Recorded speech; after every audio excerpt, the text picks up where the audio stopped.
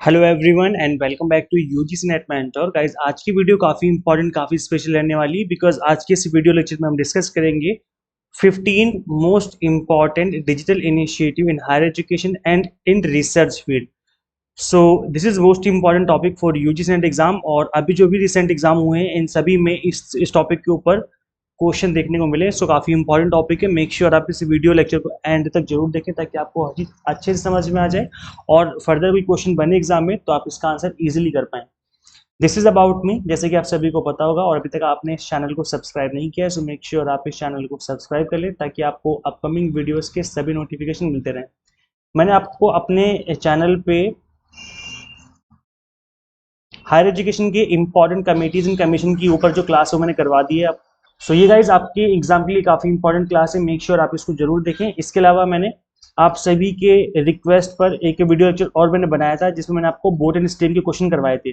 जो एग्जाम में क्वेश्चन बनते हैं बोट एंड स्ट्रीम के ऊपर, जिसमें अपवर्ड डाउनवर्ड जो बोट है वो तैरती है, आपको बतानी होती है स्पीड क्या है। तो इस तरह के जो दो टॉपिक है मैंने ऑलरेडी कवर करवा दिए। मेक श्योर अपने लेक्चर जरूर अटेंड करें चैनल पे विजिट करके। और अभी तक आपने यहाँ पे टेलीग्राम, इंस्टाग्राम, फेसबुक को फॉलो नहीं किया है सो इन सभी पे आप हमें फॉलो कर सकते हो। इन सभी के जो लिंक है आपको इस वीडियो के description box and comment box में देखने को मिल जाएगा। चलिए स्टार्ट करते हैं। So first one is national mission on education through information and communication technology, NMEICT। NMEICT कहते हैं इसको हम लोग। सो ये है क्या guys? Basically it is a national mission on education through information and communication technology. मतलब एक नेशनल मिशन है एजुकेशन के ऊपर जिसमें हम आईसीटी का यूज करेंगे टीचिंग करने में, चीज़ों को समझाने में या स्टूडेंट्स को लर्न कराने में। So it is proposed as a centrally sponsored scheme to support the development of ICT in the teaching and learning process for the benefit of all the learners in higher education institutions. In anytime, anywhere mode, it was launched on February 3rd of February 2009. तो guys ये जो mission है वो 2009 में launch किया गया था। इसका ये मिशन था कि एजुकेशन को लेकर के कोई भी स्टूडेंट कहीं से भी स्टडी कर सकता है ना, एनी टाइम एनीवेयर। इस तरह की जो स्टडी है इस चीज़ को लेकर के जोर दिया गया और इस मिशन को इस पर लॉन्च किया, इस ईयर में लॉन्च किया गया। NMEICT contains all the three elements that serve well the three cardinal principles of education policy, that is access, equity and quality। तो ये जो तीन प्रिंसिपल हैं स्वयं प्रभा के, तो इसके ऊपर ये जो थ्री कार्डिनल प्रिंसिपल्स हैं इनको भी कंप्लीट तरीके से फॉलो करता है। सो इसलिए काफ़ी इंपॉर्टेंट मिशन हो जाता है ये। नेक्स्ट आपका नेशनल एकेडमिक डिपोजिटरी, NAD कहते हैं इसको हम लोग शॉर्ट फॉर्म में। It is a digital database of academic award provided by the government of India. एक डिजिटल डेटाबेस है किस चीज़ का? एकेडमिक अवार्ड का। एकेडमिक अवार्ड का मतलब इसमें आपकी मार्कशीट हो गई, आपकी डिग्री हो गई। ये जो डेटा है वो आपका इस प्लेटफॉर्म पे डिपॉजिट रहता है online. The vision of national academic depository is born out of an initiative to provide an online store house of all the academic award. 24/7 आप यहाँ पे डाउनलोड कर सकते हो, देख सकते हो इस चीज़ को। इसके अंदर क्या क्या आपको देखने को मिलेगा? सर्टिफिकेट्स हो गए आपके, इसके अलावा आपके डिप्लोमा हो गए, डिग्री हो गई, मार्कशीट हो गया, duly digitise and launched by academic institutions, boards, eligibility assessment bodies. तो कोई भी अगर आपकी यूनिवर्सिटी है, इंस्टीट्यूशन जिसने आपको डिग्री डिप्लोमा दिया है, तो वो जो इंस्टीट्यूशन है या फिर जो भी यूनिवर्सिटी है, बोर्ड है, चाहे वो स्कूल बोर्ड हो, कोई भी बोर्ड है, वो अपने जो सर्टिफिकेट्स होंगे वो इस प्लेटफॉर्म पर भी डिपॉजिट कर देगा ताकि आप उसको फ्यूचर में कभी भी देख सकें, डाउनलोड कर सकें। And it not only ensures easy access to and retrieval of an academic award but also validate and guarantee its authenticity and safe storage. तो वैसे देखो ये काफ़ी इंपॉर्टेंट है क्योंकि देखो आप सभी को पता है कि सर्टिफिकेट तो आप डाउनलोड करके रख सकते हो, सेव कर सकते हो, प्रिंट आउट निकाल सकते हो या PDF में सेव करके रख सकते हो। बट ये जो वेबसाइट, ये जो एक प्लेटफॉर्म है, ऑनलाइन प्लेटफॉर्म NAD, ये क्या करता है? ये आपको एक तरीके से गारंटी देता है इसके वैलिडेशन की कि जो भी सर्टिफिकेट यहाँ पे अवेलेबल होगा वो कम्प्लीटली वैलिड सर्टिफिकेट होगा, वो कोई भी फेक सर्टिफिकेट नहीं होगा, सेफ स्टोरेज रहेगी सर्टिफिकेट्स की, ऑथेंटिसिटी की भी गारंटी लेता है। सो इसलिए काफ़ी इंपॉर्टेंट आपके लिए ये प्लेटफॉर्म हो जाता है। यहाँ पर शैक्षिक संस्थान, बोर्ड और इन सभी के जो भी यूनिवर्सिटीज होती हैं सभी के सर्टिफिकेट यहाँ पर देखने को मिल जाएंगे। इस प्लेटफॉर्म पर सुरक्षित भंडारण हो जाता है इन सभी सर्टिफिकेट का और इसकी प्रामाणिकता, मतलब जो इसकी वैलिडिटी है और जो सर्टिफिकेट है आपका वो वैलिड है, रियल है, उस चीज़ की भी ये प्लेटफॉर्म गारंटी लेता है कि हाँ ये कम्प्लीटली वैलिड सर्टिफिकेट है। सो इसके अलावा DigiLocker is a flagship initiative of ministry of electronics and IT under digital India programme. तो जो डिजी लॉकर है, आप सभी को पता है कि एक ऐसी ऐप है, आप एक ऐसा प्लेटफॉर्म कह सकते हो जहाँ पे आप अपने जितने भी डॉक्यूमेंट्स हैं उनको आप यहाँ पर एक्सेस कर सकते हो, उसको डाउनलोड कर सकते हो, और ये भी आपको at par, DigiLocker system क्या करता है, are deemed to be at par with original physical document as per rule 9 of the information technology. तो ये क्या है कि अगर आप डिजी लॉकर के अंदर डिजी लॉकर ऐप ओपन करके आप अपना ड्राइविंग लाइसेंस दिखा देते हो या अपना सर्टिफिकेट 10th 12th क्लास का दिखा देते हो, तो वो जैसे फिजिकल फॉर्म में आपका सर्टिफिकेट या डॉक्यूमेंट होता है उसके अकॉर्डिंग ही इसको ट्रीट किया जाएगा, एट पार पे इसको ट्रीट किया जाएगा। कोई आपसे ये नहीं कह सकता कि आप ओरिजिनल दिखाओ मुझे, यू उसको ओरिजिनल ही ट्रीट किया जाएगा। तो इतने बड़े लेवल पे डिजी लॉकर को यहाँ पर इंपॉर्टेंस दी गई है।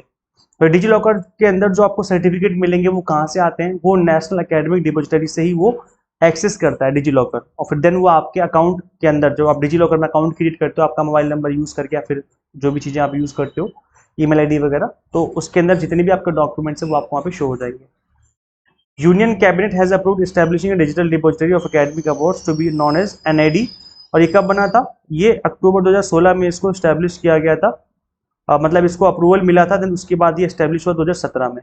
किसकी बात करें हम, एनआईडी की बात करें, that is national academic depository की इसमें हम बात कर रहे हैं गाइस। चलिए आगे बढ़ते हैं। अब देखो ई विद्वान, अभी इसके ऊपर यूजीसी नेट में क्वेश्चन बन चुका है, आप सभी को पता है यूजीसी नेट में इस टॉपिक के ऊपर ऑलरेडी क्वेश्चन बन चुका है और काफी इंपॉर्टेंट टॉपिक है ये, इसलिए मेक श्योर आप ध्यान से पढ़ें सभी टॉपिक्स को, सभी इनिशिएटिव को।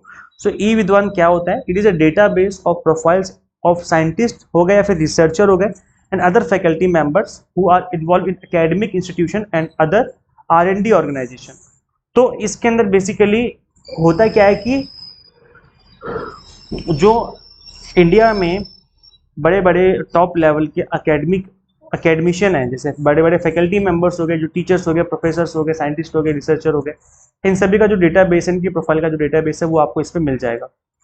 सो विद्वान का मतलब क्या होता है, जो इंसान पढ़ा लिखा हो, या तो रिसर्चर हो, साइंटिस्ट हो, या फिर प्रोफेसर हो, उसको विद्वान कहा जाएगा। ई विद्वान का मतलब है उसका जो डेटा है वो ऑनलाइन अवेलेबल है। इस तरीके से चीजें याद रख सकते हो। It provides information like an expert background, contact हो गया, address, experience, scholarly publication skills and accomplishment, researcher identity, तो सब कुछ ही इसके अंदर आपको देखने को मिल जाएगा। The database is developed by information, मतलब इनफ्लिबनेट जो इनफ्लिबनेट है इसने इस डेटाबेस को बनाया है with financial support from the national mission on education through ICT। तो इन दोनों ने मिल करके कह सकते हो कि इस चीज को जो है डेवलप किया है। ठीक है, चलिए गाइस आगे बढ़ते हैं। नेक्स्ट है आपका ई यंत्र, रोबोटिक्स आउटरीच प्रोजेक्ट। अब ये क्या है, ये है एक IIT बॉम्बे का इनिशिएटिव जिसके अंदर it aims to create the next generation and of embedded system and robotic engineers with a practical outlook to help and provide practical solutions to some of the real world problem. तो जो real world problem है, इस problem को ठीक करने के लिए, दूर करने के लिए IIT बॉम्बे ने इस इनिशिएटिव को स्टार्ट किया है। सो बेसिकली इसके अंदर आपको एग्रीकल्चर हो गया, डिजास्टर हो गया, manufacturing, defence, home, smart cities and service industry, सभी को लेकर के टेक्नोलॉजी का यूज करते हुए हेल्प करने की, प्रॉब्लम को सॉल्व करने की जो है बात कही गई है। तो ये भी क्योंकि आपके हायर एजुकेशन से रिलेटेड है, IIT बॉम्बे ने इसको डेवलप किया है, तो इसलिए इंपॉर्टेंट है, समझ लीजिए अच्छे से इसको। नेक्स्ट आपका ग्रंथालय, it is a digital platform developed by the national informatics centre, ministry of electronics and information technology, government of India, for government libraries. याद रखिए, ये गवर्नमेंट लाइब्रेरी को लेकर के ऑनलाइन प्लेटफॉर्म, डिजिटल प्लेटफॉर्म बनाया गया है जिसको हम ग्रंथालय के नाम से जानते हैं। तो ग्रंथालय का मतलब जैसे भोजनालय हो गया, जहाँ पे आप भोजन खाते हो, ऐसे ही ग्रंथालय हो गया मतलब जहाँ पे ग्रंथ रखे जाते हैं। ग्रंथ का मतलब आपके लाइब्रेरी से है, बुक्स है। It provides a complete ICT solution with integrated library management software. तो यहाँ पर बेसिकली आपको एक ICT मतलब एक डिजिटल, एक ऑनलाइन प्लेटफॉर्म प्रोवाइड करने की बात कही गई। एक सॉफ्टवेयर, लाइब्रेरी मैनेजमेंट सॉफ्टवेयर कहने का मतलब है कि इसके अंदर इंटीग्रेट करने की बात कही गई है। It transform digital traditional library to e library with digital library services like automation of an in house activities of library, digital library integration etcetera. The first version of this software was कब launch हुआ था, 2002 में launch हुआ था Karnataka state में, ताकि इन चीज़ों को टेस्ट करके फिर बड़े लेवल पे किया जा सके। तब से जो है ये चीज़ें हो रही हैं, और जो ऑफलाइन लाइब्रेरी है उसको ऑनलाइन लाने का जो प्लान है वो ग्रंथालय के थ्रू किया गया। नेक्स्ट है इसमें आपका ई कल्पा। ई कल्पा का क्या मतलब है? It is creating digital learning environment for design, याद रखिए डिजाइन के लिए इसको क्रिएट किया गया है। Also called e Kalpa as an initiative of the ministry of human resource government of India. अब तो खैर एजुकेशन मिनिस्ट्री हो गई वो। So it is part of national mission in education through ICT, इसी का पार्ट है। जो हम एनएमए आईसीटी पढ़ रहे थे स्टार्टिंग में, जो हमने पहला इनिशिएटिव किया था, वो इसी का पार्ट है, इसी इनिशिएटिव का एक पार्ट है जिसको हम ई कल्पा के नाम से जानते हैं। इसके अंदर डिजाइन को लेकर के बेसिकली इसके अंदर इनिशिएटिव लिए गए हैं। अब इसके अंदर तीन जो है बड़े प्रोजेक्ट इनिशिएट किए गए, 3 बिग प्रोजेक्ट जो थे। Providing digital online content for design, social networking environment for design, and higher learning and creating a digital resources database on design. तो बेसिकली डिजाइन को लेकर के इस इनिशिएटिव के अंदर जो है बात कही गई है। नेक्स्ट है आपका free and open source software for education, FOSSEE के नाम से जानते हैं। इसकी फुल फॉर्म अच्छे से याद कर लो, कई बार तो एग्जाम में फुल फॉर्म ही पूछ ली जाती है। FOSSEE is a project promoting the use of open source software in educational institution. It is developed by IIT Bombay. याद रखिए ये क्या है, एक फ्री है, क्या बोला गया, एक फ्री एंड ओपन सॉफ्टवेयर है, open source software educational institutions के लिए। सो इसको IIT बॉम्बे ने डेवलप किया। It provides instructional material such as spoken tutorial हो गया, documentation such as textbook, company campaigns and awareness programme such as conferences वगैरह, training, workshop, internship. तो मतलब कुल मिलाकर ये बात है कि हायर एजुकेशन को लेकर के एक ओपन सोर्स सॉफ्टवेयर, एक फ्री ओपन सोर्स सॉफ्टवेयर को डेवलप किया गया है, जिसको यूज किया जा सकता है यूनिवर्सिटीज में, इंस्टीट्यूशंस में अपनी एफिशिएंसी को बढ़ाने के लिए। नेक्स्ट है आपका virtual lab. This project is to design fully interactive labs with simulated environments to perform experiments, collect data and answer question to evaluate understanding of the knowledge acquired in order to achieve the objective of modern education. तो basically guys इसके अंदर जो lab है ना, जो अब हम क्या करते थे, फिजिकल लैब में जाते थे, जो बनी होती थी स्कूल में, हमारे यूनिवर्सिटीज में, देन वहाँ पे जाके हम चीज़ें सीखते थे। अब इसके अंदर वर्चुअली इन चीज़ों को सीखने का प्लान किया गया है। There are about 225 such labs. It essentials to develop virtual laboratories with state of the art computer simulation technology to create real world environment and problem handling capabilities. तो इसके अंदर, क्योंकि आप सभी को पता है कि लैब के अंदर अलग अलग तरह के एक्सपेरिमेंट होते हैं, अलग अलग तरह के मॉडल रखे होते हैं जिसको देख करके आप चीज़ें सीखते हो। तो इसके अंदर state of the art computer simulation technology का यूज करके इसको रियल वर्ल्ड एनवायरनमेंट देने की बात कही गई है कि हम इस तरीके से लैब, ऑनलाइन लैब जो डिजिटल लैब है, उसको इस तरीके से हम क्रिएट करें ताकि हम अच्छे से चीज़ें समझ सकें कि किस तरीके से चीज़ें इसके अंदर होती हैं। नेक्स्ट इनिशिएटिव आपका शोध गंगा और शोध गंगोत्री। ये भी आपके यूजीसी नेट में पूछा गया क्वेश्चन है। यूजीसी नेट में इसके ऊपर पहले से क्वेश्चन बन चुके हैं, इसलिए काफी इंपॉर्टेंट टॉपिक है, ध्यान से समझिए इस चीज को। Shodhganga, it is an open access ETD, that is electronic thesis depository. याद रखिए इसके अंदर थीसिस मिलती है ऑनलाइन। इसके अंदर थीसिस होती है जिसको आप डाउनलोड कर सकते हो, समझ सकते हो कि किस तरह की थीसिस एंड डिजर्टेशंस बने हुए हैं, और ये आपके पब्लिकेशन में डुप्लीकेशन में, पब्लिकेशन मतलब रिसर्च के डुप्लीकेशन में हेल्प करती है, अब उसको अवॉइड करने में।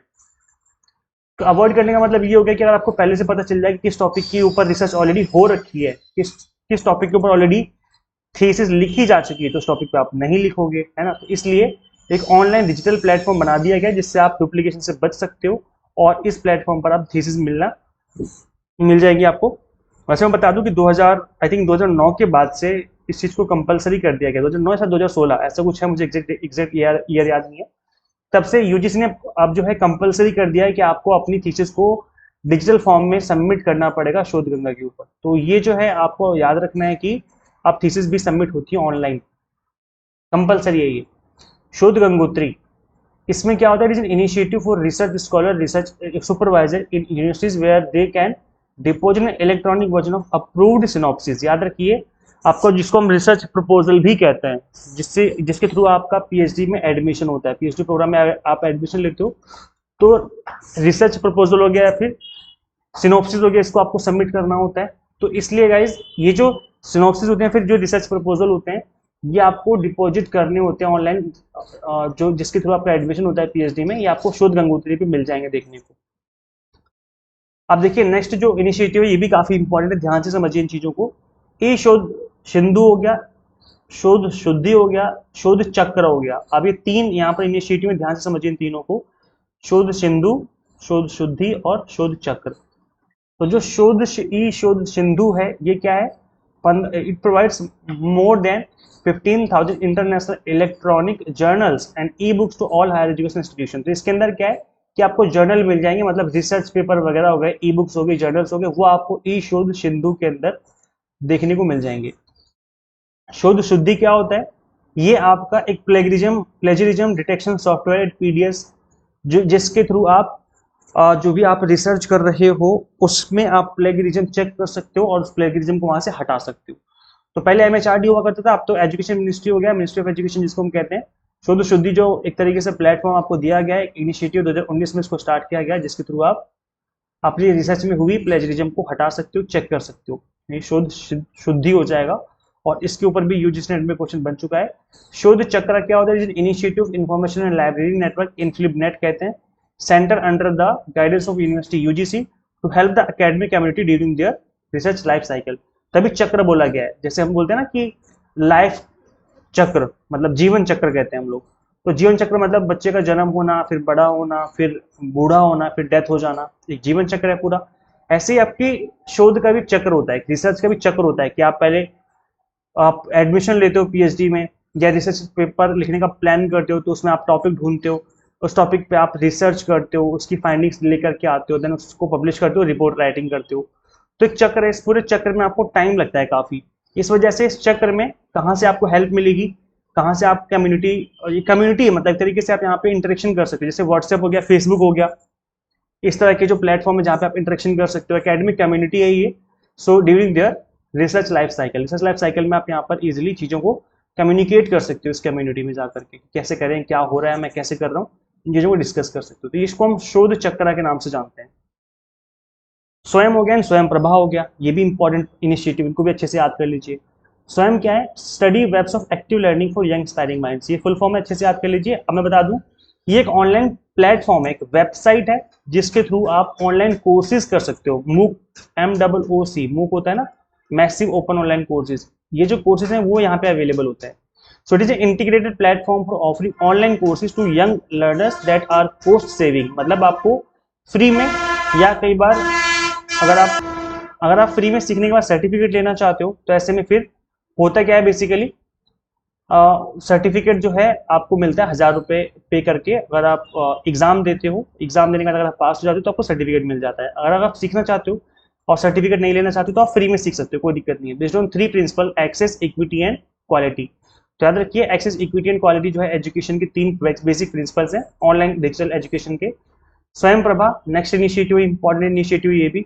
स्वयं प्रभा एक ऑनलाइन वेबसाइट भी आप कह सकते हो, वहाँ पे भी अवेलेबल है कंटेंट, बट इसका जो मेन कंटेंट है वो आपके चैनल है, मतलब आप टीवी पे इन चीज़ों को देख सकते हो। This initiative providing 40 high quality educational channel.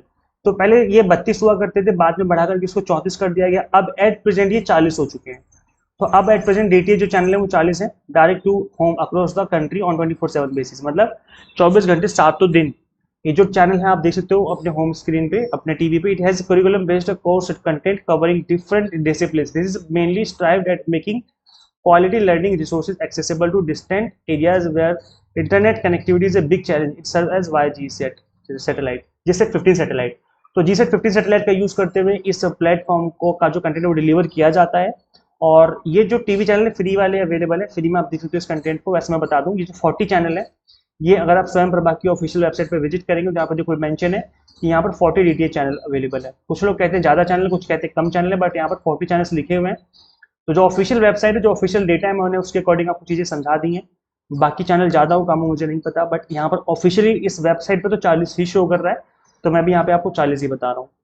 I hope आपको समझ में आ गया कि मैंने क्या समझाने की कोशिश करी आपको यहाँ पर। ये देखो गाइस, जितना भी मैंने आपको पढ़ाया है, इसके अलावा अगर आप एग्जाम में तुक्का लगाने सीखना चाहते हो तो ये वीडियो देख लेना, इसका लिंक मैं दे दूंगा डिस्क्रिप्शन कमेंट बॉक्स में।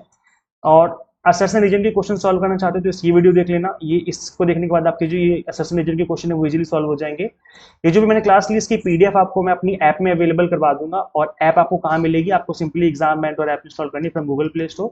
इस ऐप के अंदर अगर आप होम पेज पर क्लिक करेंगे फ्री स्टडी मटेरियल वाले सेक्शन में, तो वहाँ पे आपको ये पीडीएफ अवेलेबल हो जाएगी। अगर आप अभी तैयारी कर रहे हो, जो अभी अगस्त सितंबर में एग्जाम होने वाला है, तो उसके लिए हमने एग्जाम टारगेटेड पेपर 1 का क्रैश कोर्स लॉन्च किया है। इसकी फीस हमने 2999 ना रख करके हमने सिर्फ और सिर्फ इसकी फीस 1499 रखी हुई है। तो आप इस कोर्स को अवेल कर सकते हो। इसमें क्या होगा, आपकी मिनिमम टाइम में, जैसे मैंने आपको पढ़ाया ना आज, आपका एक सिंगल मिनट वेस्ट नहीं हुआ। मिनिमम टाइम में हमने आपको एग्जाम टारगेटेड स्टडी करवाई है। ऐसे पेपर 1 के ऑल 10 यूनिट्स के कंप्लीट लेक्चर्स, 100 मॉक टेस्ट मिलेंगे प्रैक्टिस करने के लिए, पीडीएफ नोट्स होंगे जिसके थ्रू आप रिवीजन कर सकते हो। कंप्लीट कंटेंट बाइलिंगुअल है, इंग्लिश मीडियम हिंदी मीडियम है, तो मिनिमम टाइम में आपका जो कंप्लीट कंटेंट है वो कवर हो जाएगा, तो आप इस कोर्स को ज्वाइन कर सकते हो। इसके अलावा अगर आप दिसंबर 2024 की तैयारी करें तो आपके लिए 6 मंथ कोर्स बेस्ट कोर्स है, रिकमेंडेड कोर्स है, आप उस कोर्स को ज्वाइन कर सकते हो। सो यहाँ पे फ्लैट 10% डिस्काउंट चल रहा था, 30 जून तक वो लास्ट डे था ऑफर का, बट मैंने इसको एक दिन के लिए और एक्सटेंड कर दिया। आज 1 जुलाई है, आज भी आप इस ऑफर को अवेल कर सकते हो। तो आज के लिए ऑफर और है, अगर आप चाहो तो फ्लैट 10% डिस्काउंट आप अवेल कर सकते हो। इसके अंदर आपको क्या कुछ मिलेगा और कौन कौन से कोर्सेज मिलेंगे मैं आपको समझा देता हूँ। यहाँ पे आपको UGC net paper 1 commerce management and political science के कोर्सेज मिल जाएंगे। इस एग्जाम को फर्स्ट अटेम्प्ट में क्रैक कर सकते हो अगर आप एग्जाम टारगेटेड स्टडी करो, जैसे मैंने आपको आज की इस क्लास में पढ़ाया है। यहाँ पर कंप्लीट कंटेंट बाइलिंगुअल होगा, 100 मॉक टेस्ट आपको सभी कोर्सेज में फ्री दिए जाएंगे, प्लस पीडीएफ नोट्स होंगे जिनको आप डाउनलोड भी कर सकते हो और उसके थ्रू रिवीजन कर सकते हो। आपको सिंपली करना क्या है, एग्जाम मेंटर ऐप इंस्टॉल करनी फ्रॉम गूगल प्ले स्टोर। अगर आप आईएएस यूजर हैं तो उसका लिंक आपको इसी वीडियो के description box and comment box में देखने को मिल जाएगा। So thank you so much for watching this video. Share this video with all NET aspirants and subscribe for UGC update and assistant professor job updates. Guys, मिलते हैं फिर next video में। Till then keep watching UGC NET Mentor. Thank you so much.